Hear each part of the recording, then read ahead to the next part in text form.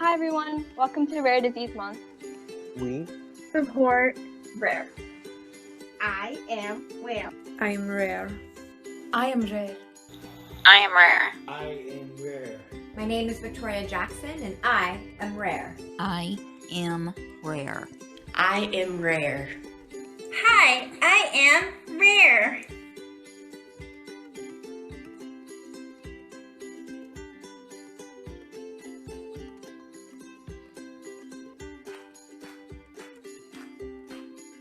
I am rare. I'm Brandy Leader from Houston, Texas, and I'm a rare disease warrior. I am rare. I am rare. I am rare.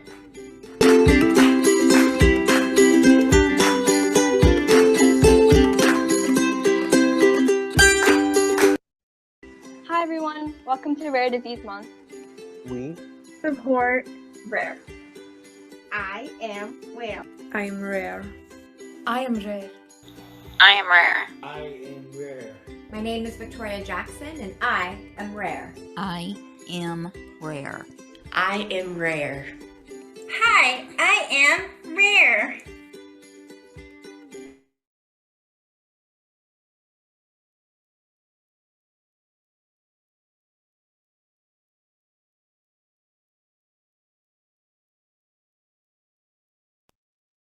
Texas, and I'm a rare disease warrior. I am rare. I am rare. I am rare.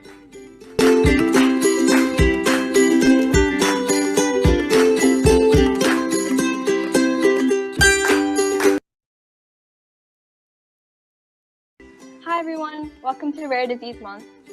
We support rare. I am well. I am rare. I am rare. I am rare. I am rare. My name is Victoria Jackson and I am rare. I am rare. I am rare. Hi, I am rare.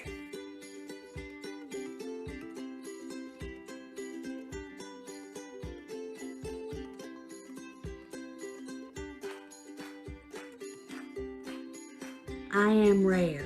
I'm Brandy Leader from Houston, Texas, and I'm a rare disease warrior. I am rare. I am rare.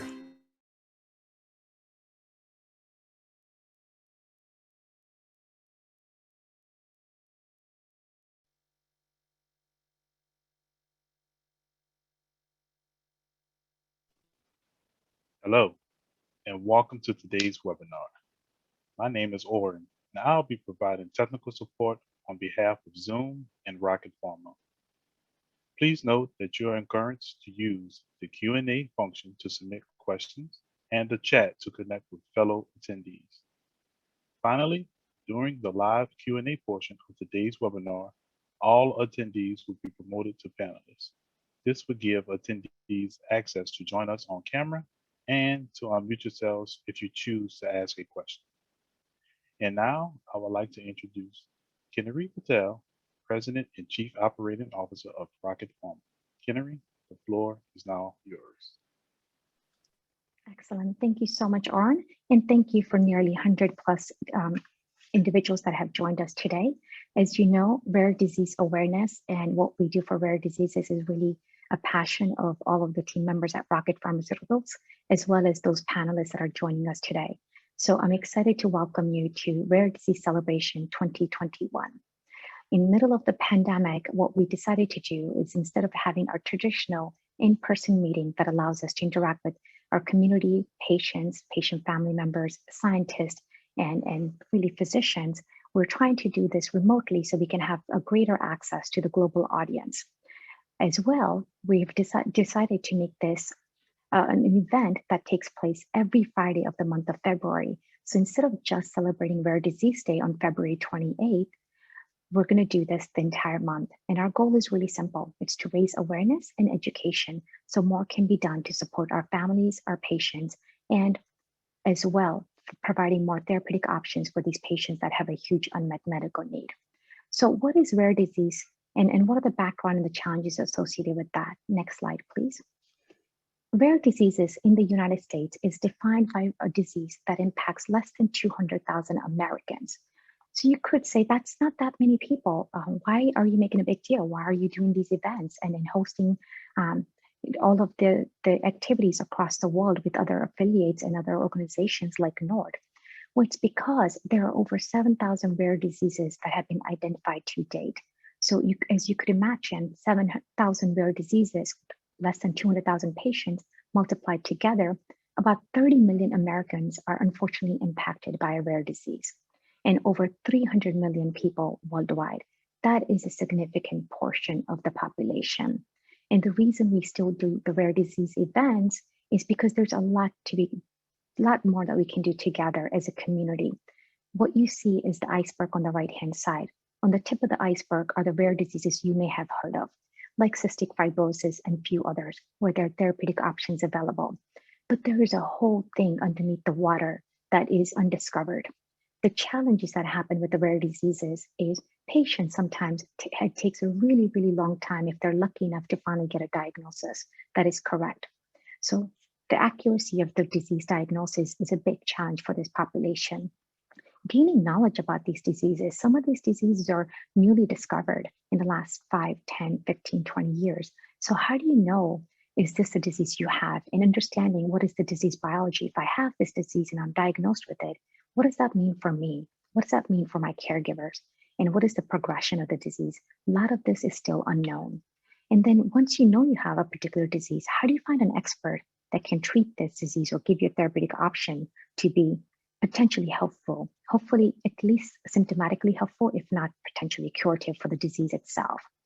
And then connection. If you're struggling and you just found out you have a rare disease, how do you find support system beyond your family and friends? So the support system, unfortunately, you may have heard of some foundations, amazing work that's done by Eurodress in Europe, NORD organization, and other patient advocacy organizations. But at this point, only 15% of the rare diseases identified or known to date have an actual patient advocacy group. So our goal is to really, hopefully with events like these, address these challenges. Hopefully we can help patients get diagnosed earlier, find experts, find therapeutic options that are available for their disease, and find support through this challenging time. The only thing we can do together is really work in one direction to help patients in need.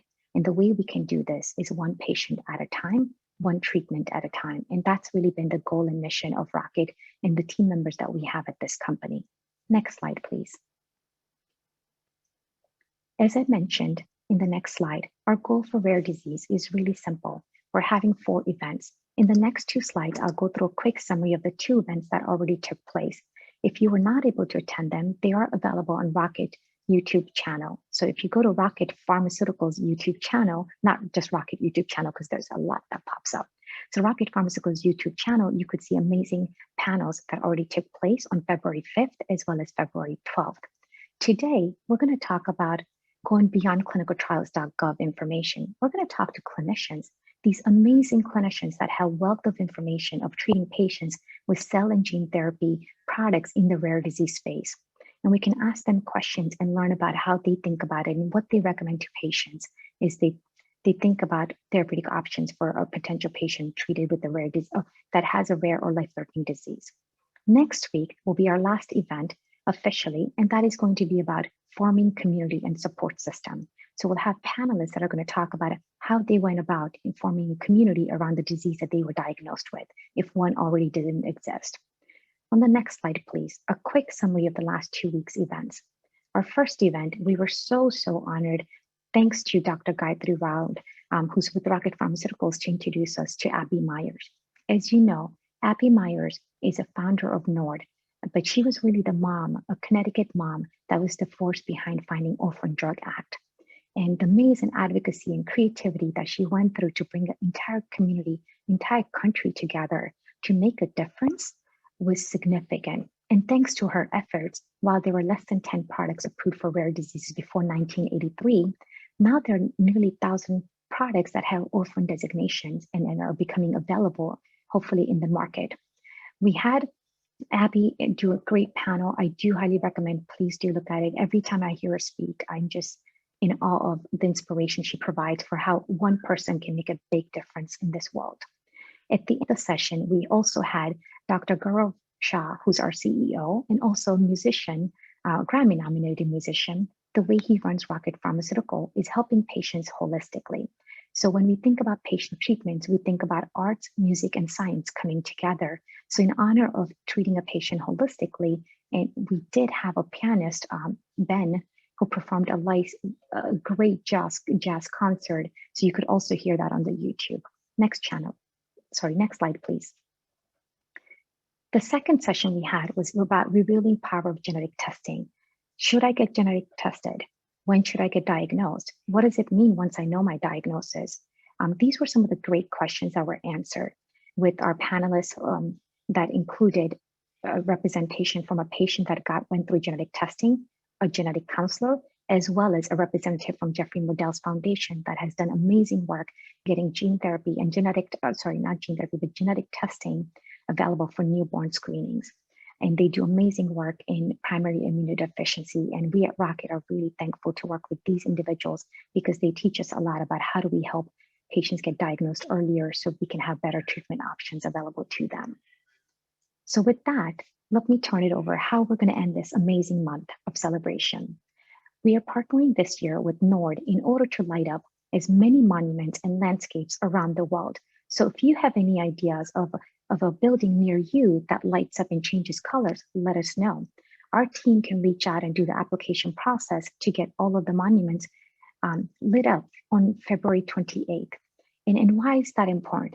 Well, what we heard when we did this for NASDAQ Towers, as well as Empire State Building in the last 2 years, is we heard outpouring from around the world of patients saying, even though I'm rare, I felt that there's a community behind me supporting through my challenges.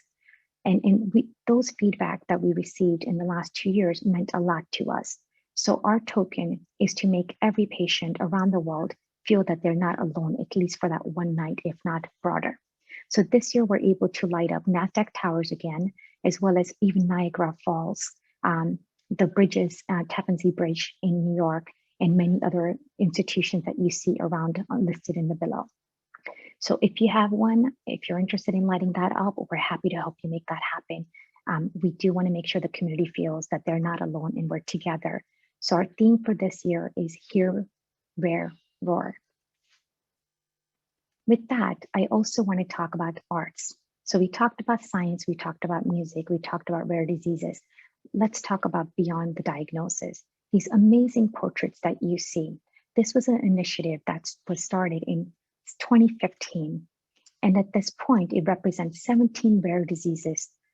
And what happens here is by uniting the arts and science, this organization thrives to inspire research and innovations for treatment of patients living with rare and neglected diseases. These portraits are put together by over 60 artists around the globe in order to make recognitions of their diseases happen. Further information could be available and is available, and there are currently about 111 portraits that are being viewed on beyondthediagnosis.org. So please do check it out. Beyondthediagnosis.org is a great place to see information on patients that are diagnosed with rare diseases and making recognition happen beyond their diagnosis. Next slide, please. These are our version of our portraits. So our Rocket family members and their kids got together and they're submitting some of our little artists' portraits of how they're learning about rare diseases and what it means for them. So we just wanted to showcase some of our team members' kids and nieces and nephews' portraits here. If you'd like to submit your own, please email us at rarediseases@Rocket Pharma, and we'd love to showcase that at the next event. With that, let me actually hand off to the next slide and thank all of the amazing people that have made this possible. So next slide, please. Oops, sorry. Slide changed, I apologize. There's the thank you slide. So the thank you slide is really recognizing all the Rocket team members and as well as RTW Charitable Foundation that has graciously supported in making this event happen. Now, next slide, please. With this, let me introduce you to RTW Charitable Foundation that's co-hosting these events with us. They are gracious enough to be represented by our very own Stephanie Sirota. Stephanie serves as the president of the Charitable Foundation among many other roles she plays, she's a huge community advocate and a huge advocate for rare diseases and making scientific advancements happen around the world. So with that, let me introduce you to Stephanie. Stephanie, would you mind going through the amazing work that you do at the foundation, please? Hi, thank you, Kinnery, for such a kind introduction. First of all, hi to everyone who's joining us today. I'm so very honored to be here speaking to you all today. So I'd like to take a moment and tell you a little bit about who RTW Charitable Foundation is and why we've barged into the Rocket Rare Disease Day event. So RTW Charitable Foundation is the philanthropic arm of RTW Investments. We're one of the leading investment firms in the world focused on advancing scientific innovation. As our work gave us a deeper understanding of genetic diseases, it dawned on us that we've been given a gift with all of the access to genetic information. And our passion and interest in the space led us to create a company we believed could emerge as a beacon of hope and a leader in this new and fragmented area of rare diseases using powerful new genetic medicines. We realized that we have the ability to understand the root cause of thousands of monogenic diseases, and not only understand them, but address them. What was once rare and misunderstood and terribly under-researched has now become a solvable problem. So all that's needed is 3 simple ingredients. First is the bold, brilliant, creative, and committed work by teams like the one at Rocket Pharma. Second is scientists and entrepreneurs putting their heads together with vision and capital to sustain and advance that great work being done, like what the team does at RTW. And finally, it's the brave patients and their families who are willing to walk down this uncharted path with us so that together we can reverse disease and disability. I'm so privileged to be delivering this message of hope. Next slide. 2020 was the first year that RTW Charitable Foundation mobilized to pull together a dedicated team and identify organizations that we personally vetted and chose to support. We were driven to respond to acute needs that many New Yorkers have been facing as a result of the challenges brought on because of the pandemic. So our COVID response gifts were $1 million to a dozen organizations. 10 were community organizations addressing food insecurity, education, families in crisis, and provided small business support. We also made 2 research grants supporting a pediatric COVID study run out of Weill Cornell and a long-haul COVID study run out of Mount Sinai. Next slide. RTW's focus is on rare diseases, and we will award grants supporting medical research, patient advocacy, education, policy, and disease awareness. Our grant cycle is open. Please visit our website to learn how you can submit an application or to connect with someone on our team. And please also follow us on our journey on social media. RTW Charitable Foundation commits to you that we will work tirelessly to improve opportunities for all people to live healthier, longer lives. Back to you, Kinnery. Thank you so much, Stephanie. And I'm so excited about the work you do and the $1 million donation to help patients in need, especially in New York City regions and underserved, is phenomenal. So it's great to have you partner with us, and thank you for supporting everything in the rare disease space. So with this, let me introduce you to our panel for today. Today's session, as I talked about, is beyond ClinicalTrials.gov, the clinician's perspective in rare disease trials. And when we were thinking about putting this panel together of our experts around the world that could represent the work they've done in cell and gene therapy, I couldn't think of a better moderator than Marty to join us. She's somebody that I've gotten to know over the last 5 years, and not only is she brilliantly smart, but the work she does to help women, scientists, and leaders around the world is really impressive. Next slide, please. Marty is a founder and an executive director of Amplify Her. This is a nonprofit organization with the mission of getting more women elected to local offices. She's also been a past director, executive director of Women Entrepreneurial New York City. And among many things that she's achieved and done, including staying state committee woman for the 74th Assembly District, she's also served on boards of Habitat for Humanity, as well as currently serves on board of RTW Charitable Foundation. Marty, thank you so much for agreeing to moderate this session. Your passion, your empathetic view, and your willingness to help out patients and communities around you that have that need just a little bit of more support to become successful and see their visions come true. The work you do is really remarkable. So with this, let me introduce you to Marty. Thank you so much, Kennery, for that kind introduction. And thank you everyone for joining the panel today, Beyond ClinicalTrials.gov, the clinician's perspective in rare disease study. Deciding whether or not to volunteer for a gene therapy trial can be an obviously daunting decision. And so today our panelists will share insight on how to navigate this decision by discussing some of the most common challenges and considerations for gene therapy clinical trials. I'm honored to introduce our panelists today. We have with us Dr. Claire Booth, and I believe there's a slide there, thank you, who is the Associate Professor in Gene Therapy at UCL Great Ormond Street Institute of Child Health in London. Dr. Booth is also an honorary consultant in pediatric immunology and gene therapy and leads an expanding number of gene therapy clinical trials that treat patients with immune deficiencies, metabolic disorders, and more. Next, I'd like to welcome Dr. Julian Sevilla, Senior Associate Physician of Hematology and Hemotherapy and Head of Transfusion in Madrid, Spain.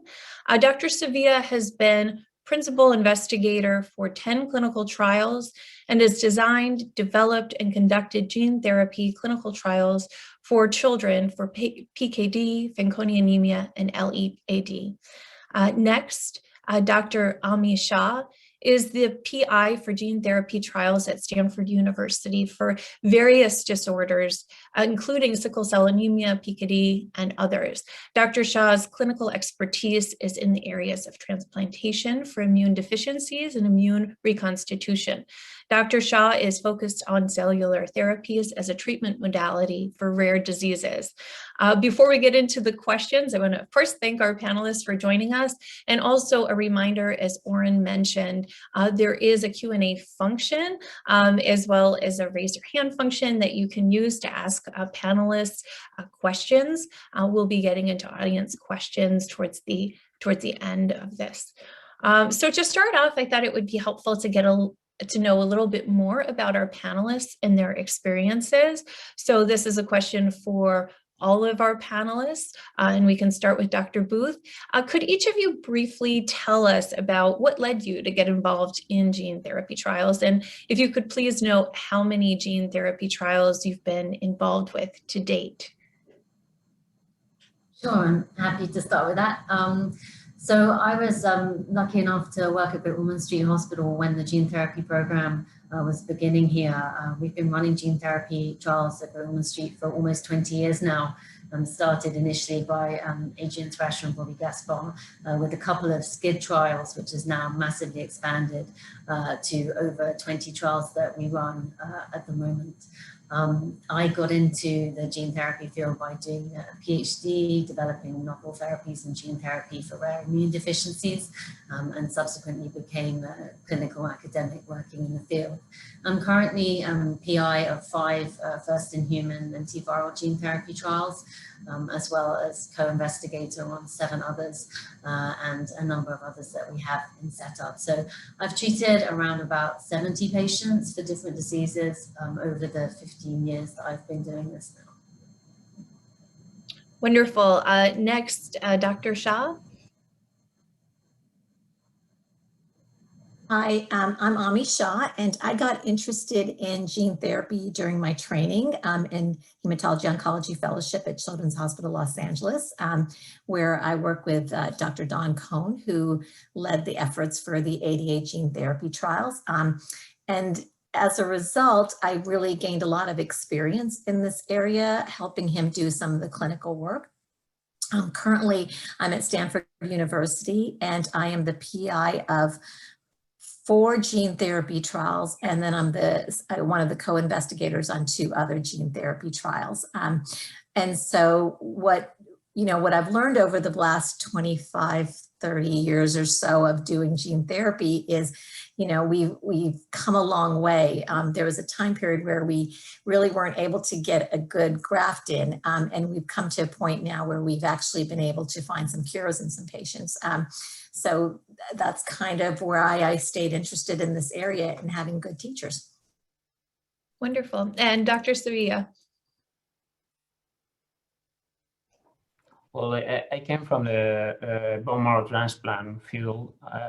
Was deeply involved in bone marrow transplantation for hematological diseases. I'm a hematologist and trained here in Madrid. Although I've been working in Seattle for a while during my when I was getting involved or deeply involved in the bone marrow transplantation. Then I came here to this pediatric hospital, which is the Niño Jesus in Madrid, first working on bone marrow transplantation and always seeing all the development of the gene therapy field, trying to go down with all the concerns related with transplantation and all the complications of this way of this platform of treatment. I'm now the PI of 3 gene therapy trials here in Madrid. The first one's open here in Spain for treatment of these rare diseases. That's all. Dr. Sevilla, can you share one of your first experiences treating a patient in a gene therapy trial? Well, this was some years ago when we first, when we did the first Fanconi anemia patient treated in the world with a gene therapy trial. This was really exciting with all my colleagues from the lab, Dr. Boeren and all the CMR team that were developing this approach for more than 15 years. And as you can imagine, this was really, really exciting for us. We had the cooperation of a family that from the very first time we spoke to them about this approach, they considered that would be the way of treatment for their son. They always say that whatever we decided, that would be okay for them, because they feel that if the people has been involved for so many years to develop the best way of treatment for my child, of course, it would be the pathway to cure. That was really exciting. Dr. Booth, how do patients generally find their way to you and to a clinical trial? Well, most patients will find their way through their local physicians. I think one of the best things about working in rare diseases is that we have very strong networks across the globe. And so you can hear about trials that are happening across the other side of the world and potentially access those for your patients. So I think that's the main way in which we recruit our patients and we hear of them. But of course, patients and families themselves often take a lot of time to search out these kinds of treatments that they can put themselves forward for. And also we've got a lot of patient advocacy societies and charities, either disease specific or rare disease as a whole, that can often signpost patients who are looking for an experimental therapy or trial to help them. Dr. Shah, related to that, how do you address a patient's concerns to get them comfortable with enrolling in a clinical trial? I think that there's a lot of conversations that happen before a patient really enrolls. We tend to, when patients first get referred, we'll try to set up a conversation so that they at least have an idea of what to expect. It takes a lot of work on both the families as well as the patient side. So we don't want it to sugarcoat any of it. We really want them to understand what they're getting into and what this means in terms of a time commitment. And especially if they don't live locally, there is a big time commitment for their family members as well. So we go through all of those side effects, and then they have a time to think about it and ask more questions. And then we'll do several other conversations as well. When they're really ready to embark on the clinical trial, then we'll bring them here and really go over everything again. So they've had a lot of time to to think about what it means to be a part of a research trial. And how do you, Dr. Shah, and others can weigh on this as well, I mean, how do you explain gene therapy to someone in really easy to understand, simple terms? And how do you, communicate the risks and benefits as well? I try to break it up into several different phases so that they're not hearing every piece of information all at once. It's quite difficult to understand it all. The first phase that I think of is really just screening. Some of the patients that come to us aren't even eligible for the trial, and they need to understand just because they come here doesn't mean they're going to get it right away. And we tell them a time frame of what that screening period looks like and what is that screening. Then we say, if you're eligible, then the next phase of the trial is the collection of your stem cells. What does that look like? How does that work? How do we get those stem cells? And we break that part down. Then we talk about the third phase and how long it takes to get to the third phase, which is the actual infusion of those gene modified cells and any chemotherapy that they receive beforehand. So we break it up carefully so that they really can stop and think about what each different section means. Dr. Booth, Dr. Sevilla, do you have anything else to add to that? No, I mean, I think again with rare diseases, often it's the patients and the families that become expert. So often they do come to us with a level of understanding and have often done a lot of research themselves, as to what the therapy entails and how it works. But we really do, as Dr. Shah says, trying to break things down and give information again and again so that families can really understand what's going on. And it's important that if the patient's old enough, that they also understand what the commitment is and what's going to happen to them. Dr. Sevilla, on that same sort of topic, what have you found are the most common concerns of patients and families regarding participation in a clinical trial? Well, it depends. As Ami said, there are different phases, and we have to go through all of them. At the very beginning, the main concern is not to be eligible. I don't care what's going to happen, but I want to be eligible. I have decided to go on this way, and that's the major concern. And once you have been eligible and you can be included in the trial, then the other concerns appear, like what's going to happen in the next step, what's going to happen in the future. And this is the main problem of the clinical trials. There's some of these answers are the answers that we are seeking. So we cannot give accurate answers for all those concerns, all the questions that most of the families have, because that's the main problem of the clinical trial. We are trying to understand things, we are trying to get answers. So the concerns the families have are quite similar to the concerns that the physicians have. Other than that, we try to explain all the adverse events, all the things that we know, from the very basic research to those phases where we are when we are running a clinical trial. Dr. Booth, we understand that there are many additional considerations, logistical, financial, personal, when making decisions about whether or not to participate in a clinical trial. In your experience, what are some of the most common challenges that prevent patients and families from participating? So there's a number of different things, but as you say, logistical is one of the main things. At the moment, gene therapy clinical trials are really only offered at very specialized centers around the world. So parents, patients and families often have to bring the whole family, relocate to somewhere for a period of time, often months, but then also have a longer commitment in terms of the follow-up as well.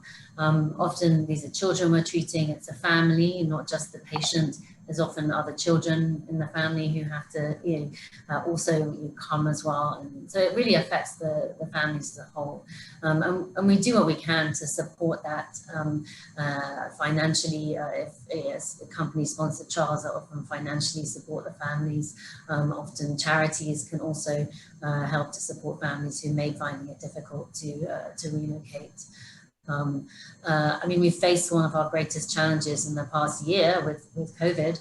Actually, I think we've done pretty well with that. We've managed to treat patients throughout the pandemic and the lockdown period. So we've treated 5 patients here during that time, international patients as well. So everything is overcomable. We really work hard to do that. And also we've had to adapt our practice as well. So perhaps we've done a few more remote conversations and remote consultations than we would have done previously. But, you know, it was a challenge and we found a way to work around that. I think also the challenges, apart from the logistical challenges and financial challenges, you know, it's a challenge for these families, I think, to be able to, you know, they have to put their trust into the team that's going to be looking after them. It's a question of building trust between the physicians and the families, because these are experimental therapies and we don't have the answers for them. We can present the options and give the information that we have available, but often we're asking them to put their trust in us that this treatment will have a benefit for them.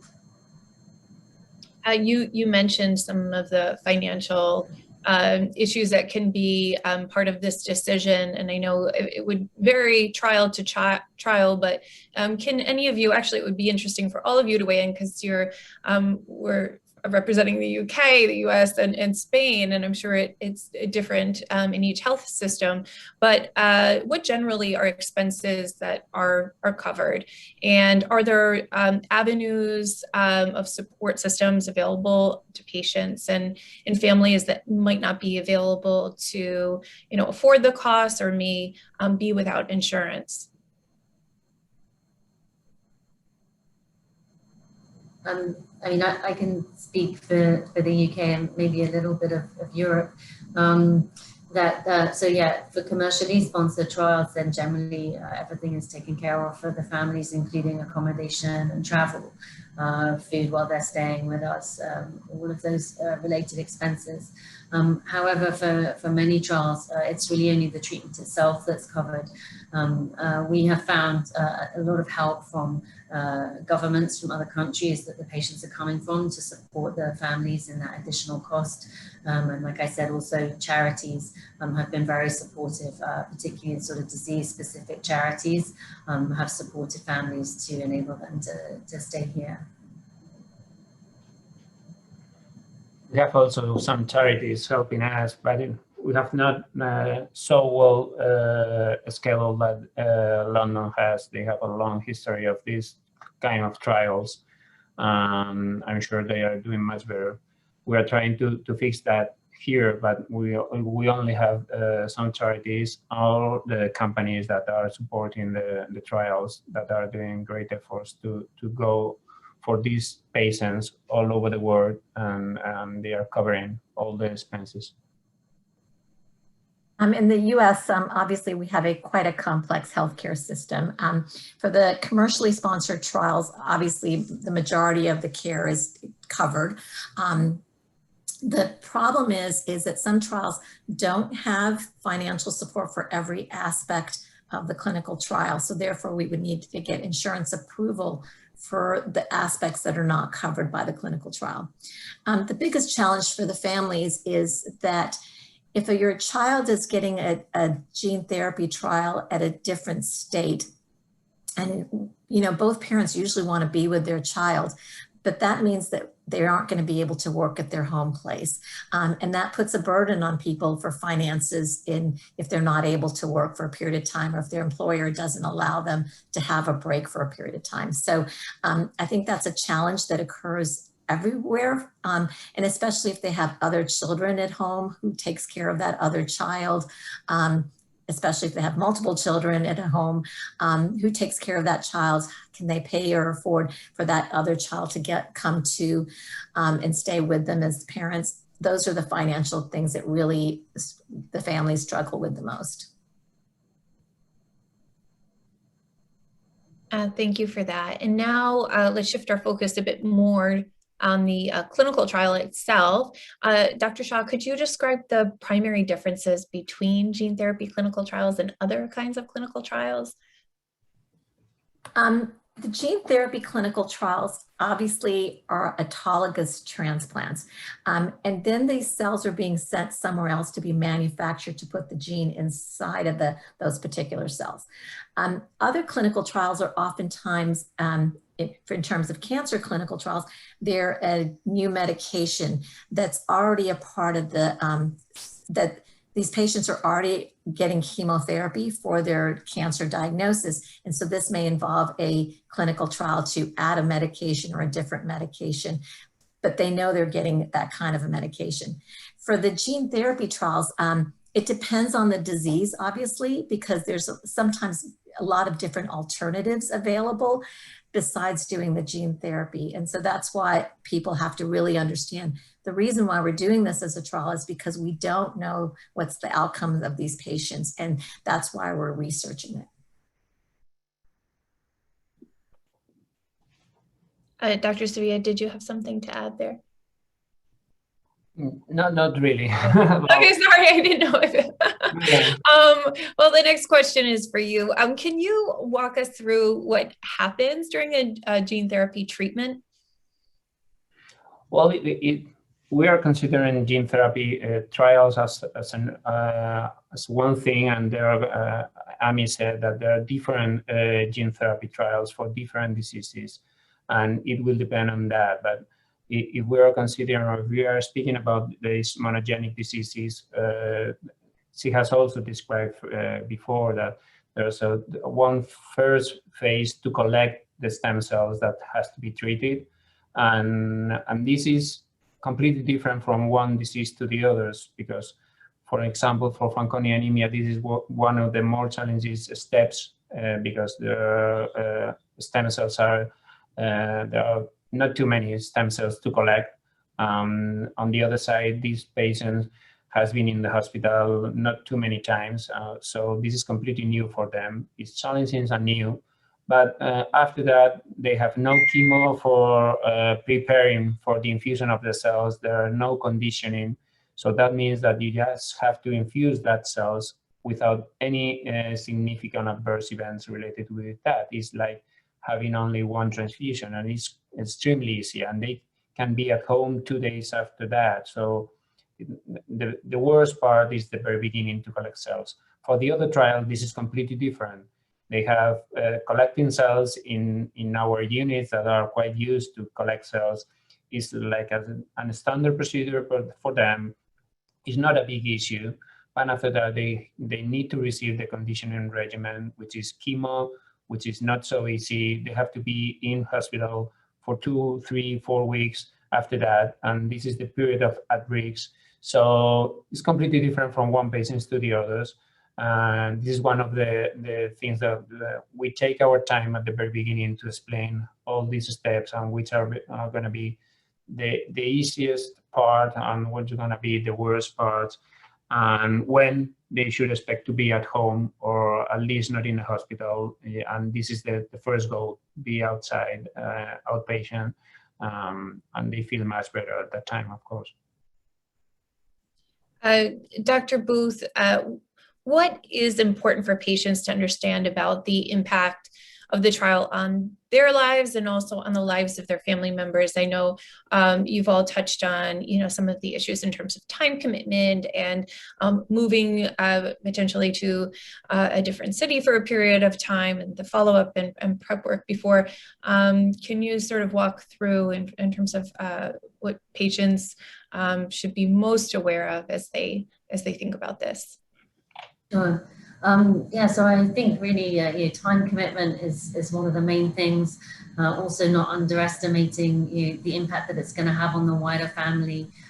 So as Dr. Shah talked about, the parents' work arrangements, siblings' school arrangements, also having a wider group of carers who are able to help out with the family while parents are looking after the patient in the trial. There's the financial impact as well. I mean, it kind of depends a little bit on which disease we're talking about, because the trials are different between diseases, but also the emotional impact is not at all to be underestimated, not just for the patient, but for the family as well, because we are embarking on something that is research and we don't know what the outcome is going to be. And that's really difficult for older children and for parents and carers to think about. Also, that we have some children that we treat on gene therapy trials who, due to their disease, they haven't really spent much time in hospital before. And so, to then be essentially encased in hospital for 2-3 months while we do this in isolation, has a big impact and is a big challenge.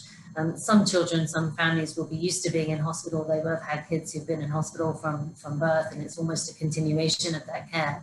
But so sort of the background of the families and the patient has to really be taken into account to explain to the families properly what the impact's going to be. We usually try, as Dr. Shah said, to have lots of different conversations, just kind of reiterating the time commitment that's going to be involved, and that it isn't just the collection of the cells and the chemotherapy and the infusion of the cells. Actually, we need to be in contact with you for like 15 years or so afterwards. It's the start of a long relationship. And so it's important that they see that this is a long journey, hopefully a positive one, but nonetheless long journey.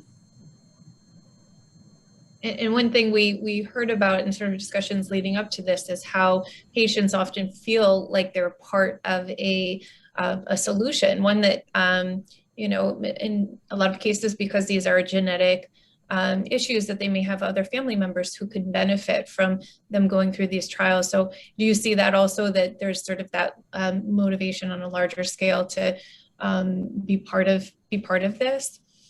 Yeah, absolutely. And I think one thing that we always do try to facilitate is for patients who are thinking about joining a clinical trial to speak to other families who've been through the same protocol, who've joined the same clinical trial.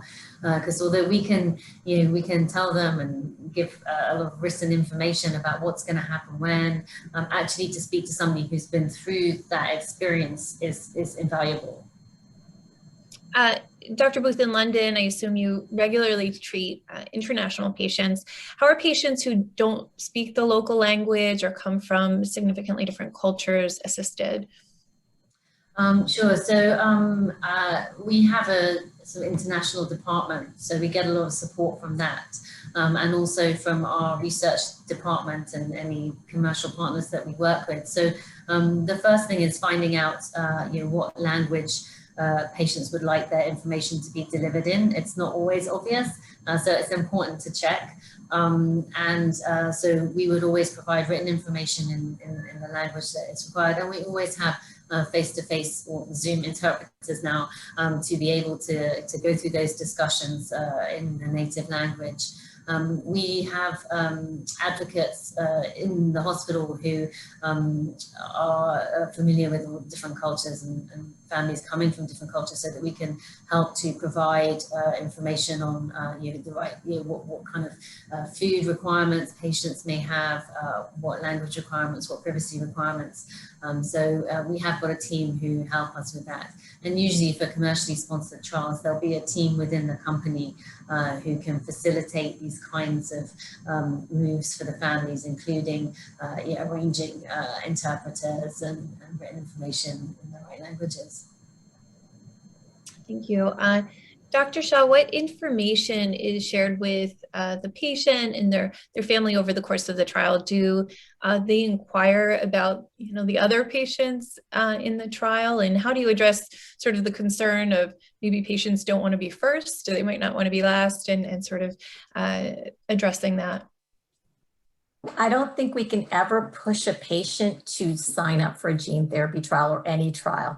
That's not what we aim to do. We really try to provide as much information as we have available, and to give them enough information so that they can make an informed decision, because that's really quite important for all of us, that they go into this with their eyes wide open, and that they're not being pushed to do something that they're not ready for. So we really sit back and continue to answer questions until they're ready. And, you know, if they ask about other patients, we can only reveal what the company has, whoever's sponsoring the trial has shared publicly, which sometimes there's no other information. All we can say is, unfortunately, you may be the first patient on this trial, and we don't know what is going to happen. Sometimes we can make some generalization of other gene therapy trials, but we can't ever share anything that's not publicly known. And Dr. Shah, how do you respond to the question you might get from patients? How do I know if it's working? Well, in all of the trials, it's built into the trial that there's certain parameters we look at in terms of whether or not we have any gene marking cells.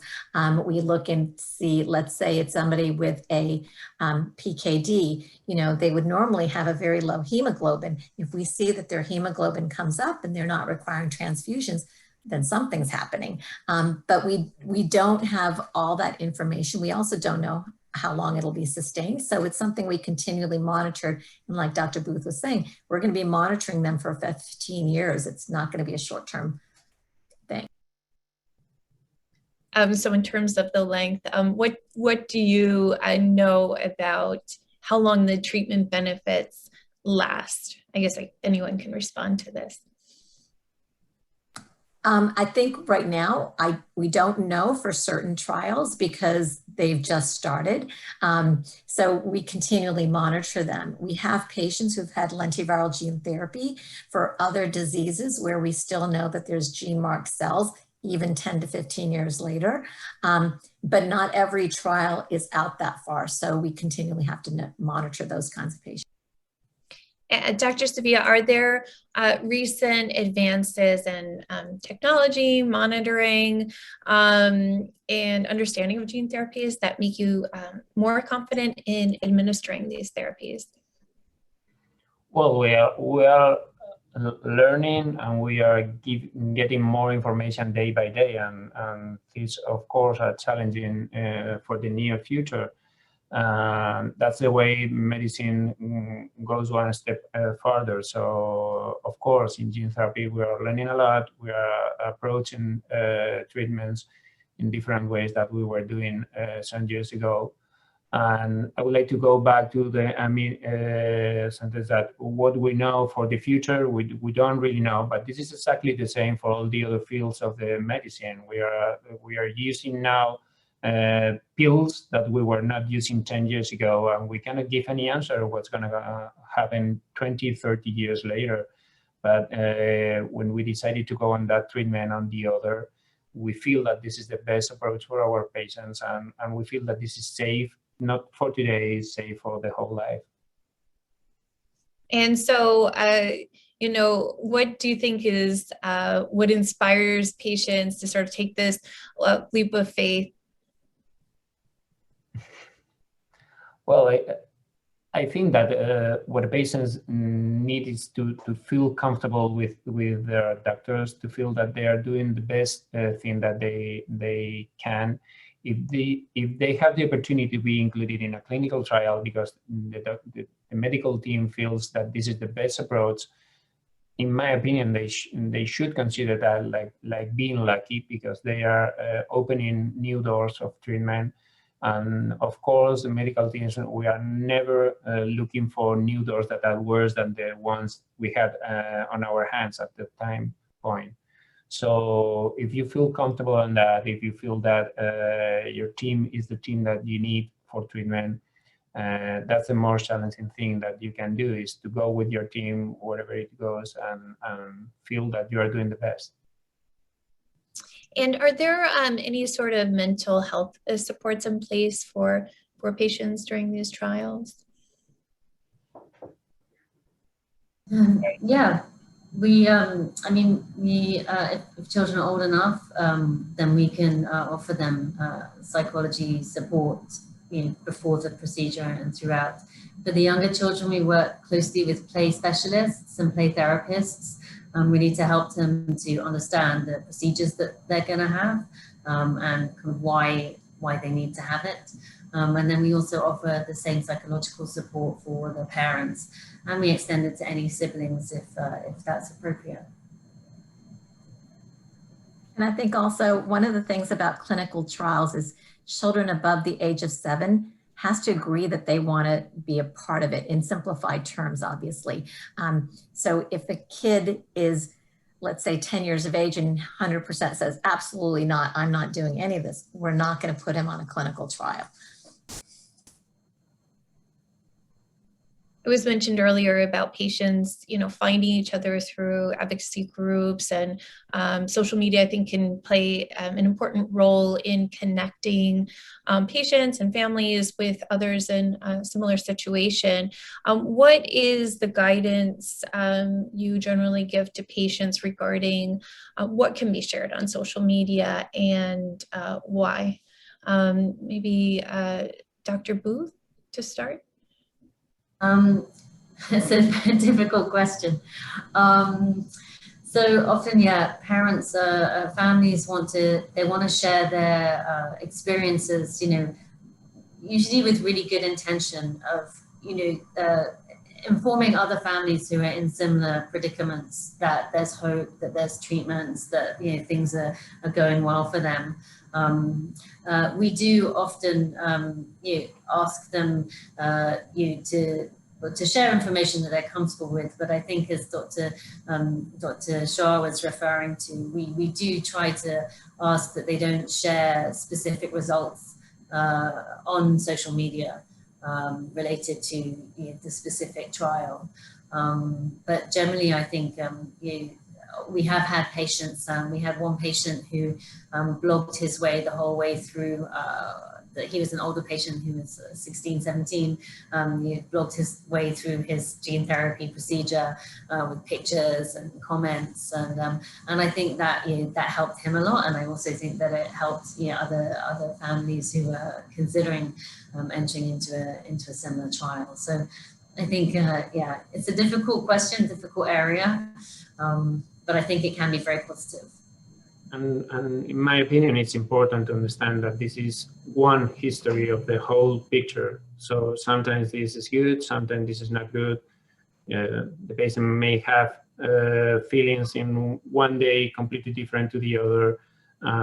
It's not always easy to understand or to assimilate what's going on with a single picture of the whole movie. So if you want to have all the information, sometimes it's not easy to pick up every single history of every single family to have the movie complete.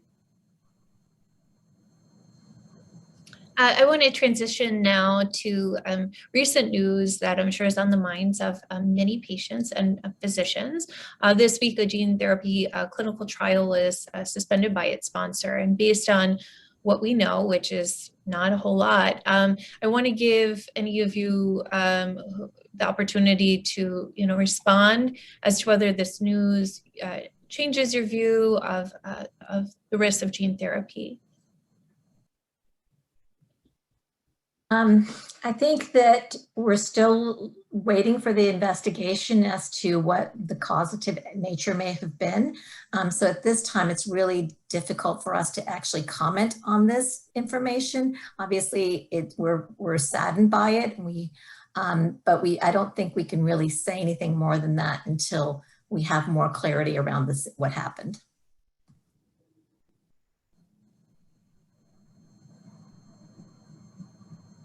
I guess with that, I'm going to turn it over to Deirdre. She will be responding or posing the questions that we've gotten from audience members through this conversation. And again, for those who haven't yet asked their question, they can do so through the chat or the raise your hand functionality. So we're looking forward to hearing more questions. I'll pass it over to Deirdre. Thanks, Marty, and thank you everyone for a very interesting discussion and informative discussion.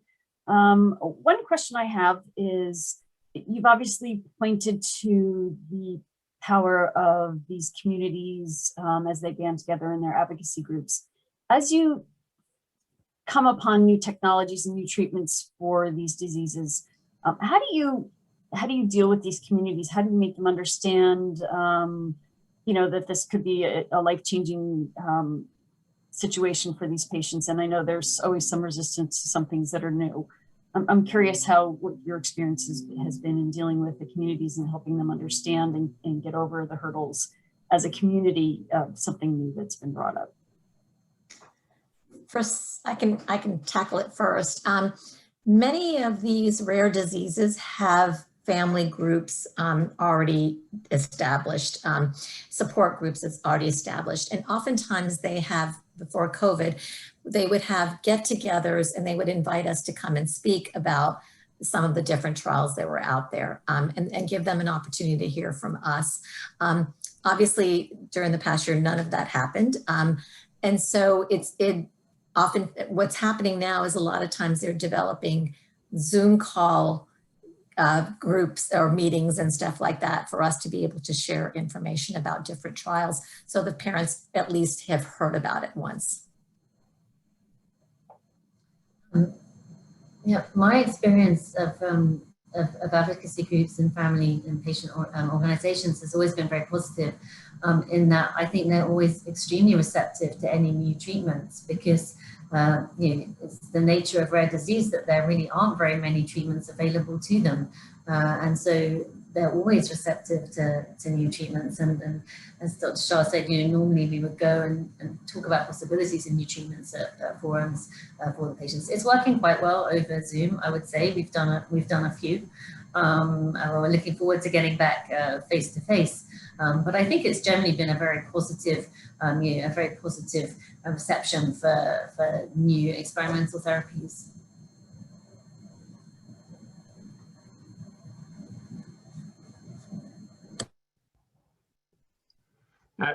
I cannot add anything. Okay. That's the problem of being the last one with such a good colleagues in the panel. So I can go first next time. Yeah. We did have an interesting question come in. Are there certain things you would like to recommend to advocacy groups to help them prepare their communities for clinical trial opportunities?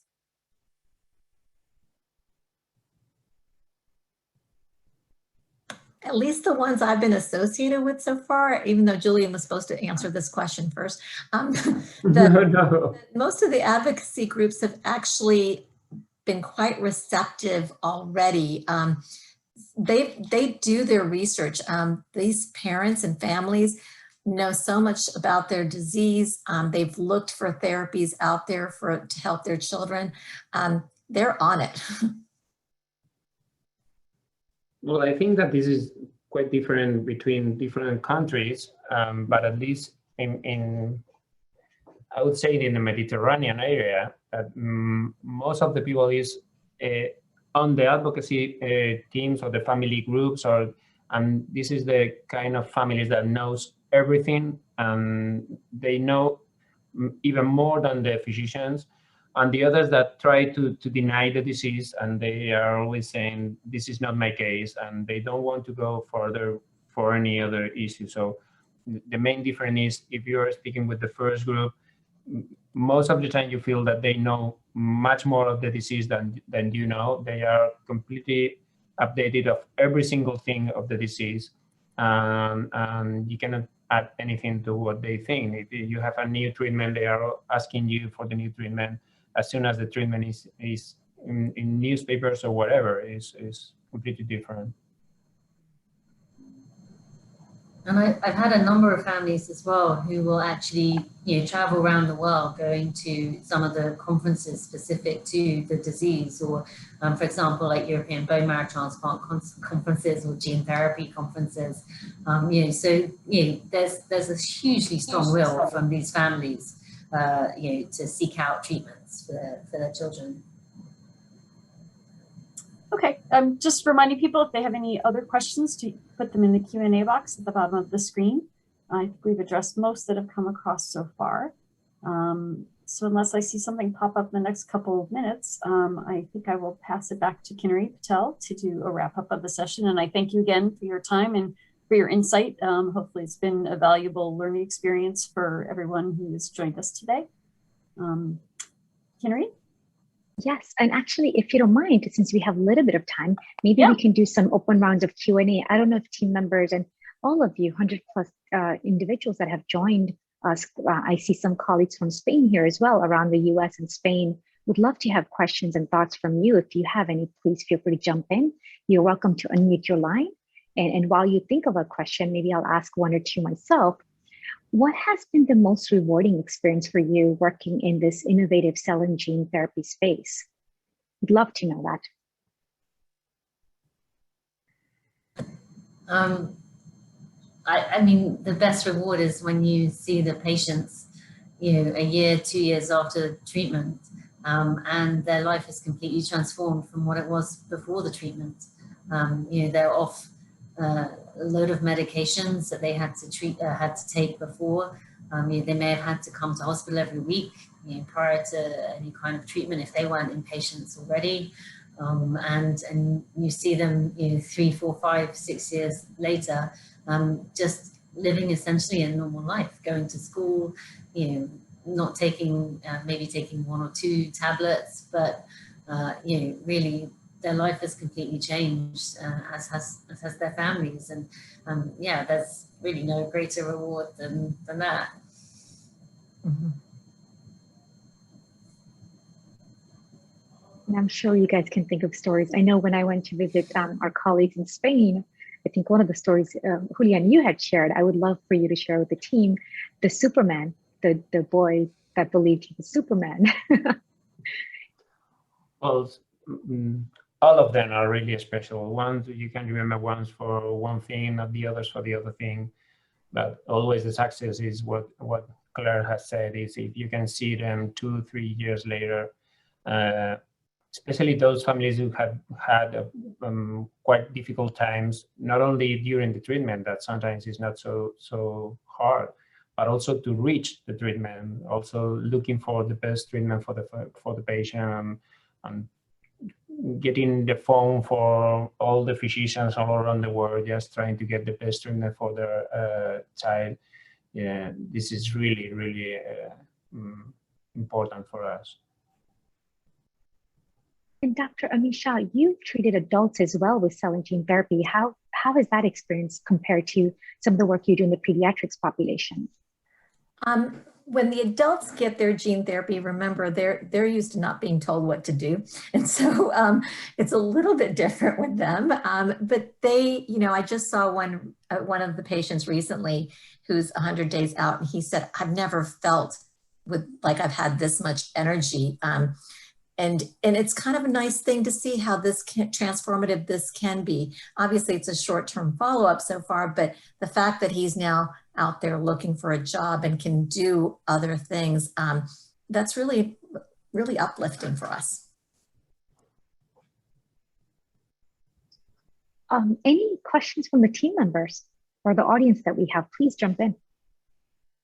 Question about, and thank you so much, panelists. It's very intriguing to hear from a clinician's perspective, like how these gene therapy trials are run. So thank you for giving that perspective to us at Rocket, and also some of the patients and other families that are here on the call today. My question is with regards to child life services. I know a lot of gene therapy programs are meant for children, and sometimes the earlier somebody can get a gene therapy, the better it is.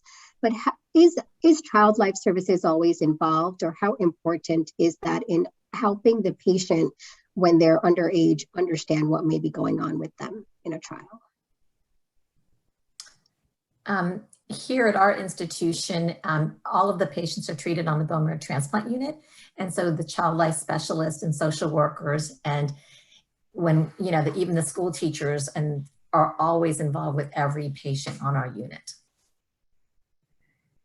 Yeah, this is basically the same for us. And even when they are outpatient for the first time they are outpatient, they live in if they want.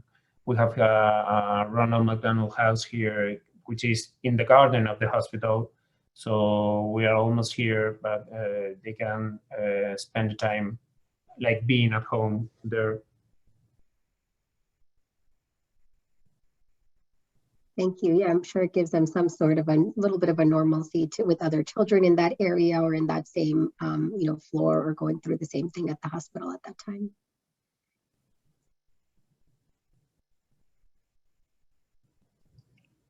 Any other questions? All right. So let me take a moment to thank each of you, because I have to tell you it's been such an honor to not just work with you and learn from you in this session, but over the years, the support you've provided in sharing your knowledge across the board.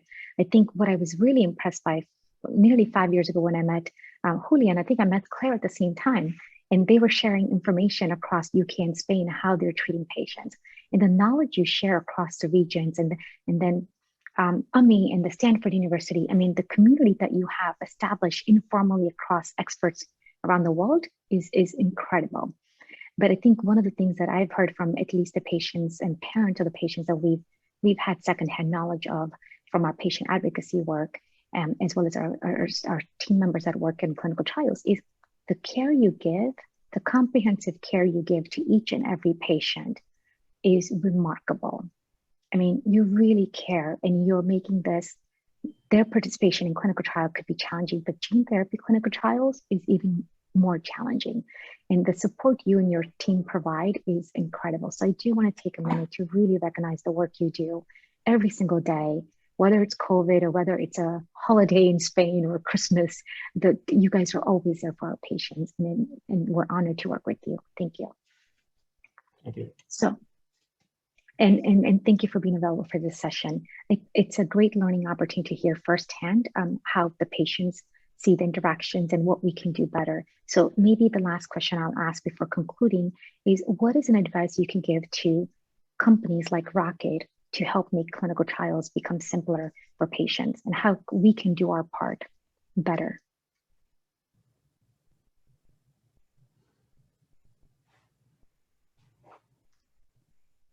We'll take any advice you have. Julian said he wanted to go first, but he always goes last. Not an easy answer, so he can take this one. But we need the smart ones to be first. So it's your time. I mean, no, I think the support that we get is amazing, both for the families and the patients, but also as a team who has to deliver the trials as well. I mean, there could always be less paperwork. That I agree with. But I think that you are doing a great job. This is not easy. This is rare diseases. You are working for not too many patients. You are doing a great job all around the world, seeking for the patients, trying to get the best teams for treatment. And again, this is not easy. It's I would consider, which is completely different to be developing a drug who is going to be in the market for millions of people. You are working for such a small number of patients. That is really amazing, the work that you are doing. Congratulations. Yeah, I think to say what you've achieved in 5 years is pretty amazing. The speed at which it's been able to roll out and happen and treat so many patients actually in a number of centers has been, fantastic. And I think the other thing that's really been good is that for the clinical trials, just putting all of the investigators together to share and discuss things through really makes the trial a better trial as well.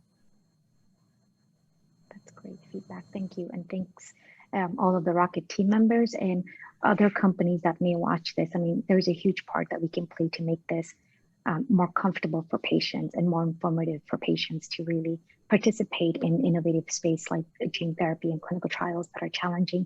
And a 15-year commitment is not a light commitment for sure. So thank you so much to our panelists. Thank you, Marty, for doing a great job of trying to get the information that I think we all asked questions about, and Deirdre for helping moderate it. For all of you that have joined, we really appreciate you joining today. We will ask you to come join us again next Friday at the same time, same place on Zoom. And our session is really going to be about how to make families come together, how to make communities come together so they can have a better support system. So thank you for joining today's Rare Disease Day, and we look forward to seeing you next week. And there's a short video made by an amazing high school kids that are really raising awareness for rare diseases. So we'll play that as we transition out of this session. Thank you, everyone. Thank you.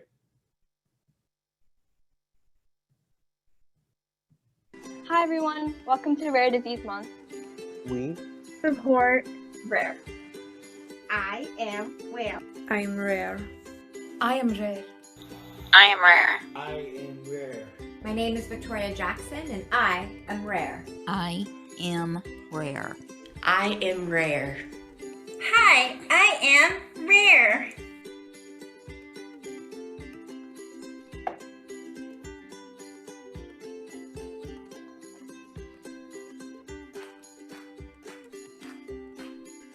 I am rare. I'm Brandy Leader from Houston, Texas, and I'm a rare disease warrior.